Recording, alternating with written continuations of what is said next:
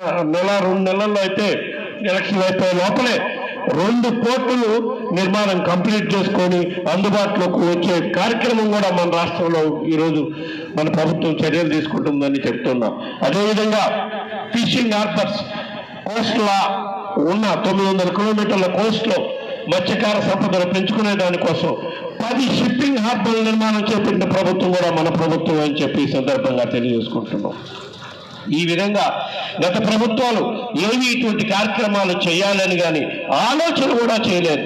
కేవలం 2014 నుంచి 19 వరకు అధికారంలో ఉన్న ప్రభుత్వాలు అప్పుడు కూడా అధికారంలోకి వచ్చింది ఈ 3 పార్టీలు కలిసి కూటమిగానే అధికారంలోకి వచ్చారు. ఎన్నో హామీలు ఇచ్చారు. అధికారంలోకి వచ్చినాక 2014 నుంచి 19 వరకు హామీలు అమలు చేయక రాష్ట్ర ప్రజల్ని ఇబ్బందులు పాలు చేసి మళ్ళా ఈరోజు 10 సంవత్సరాల తర్వాత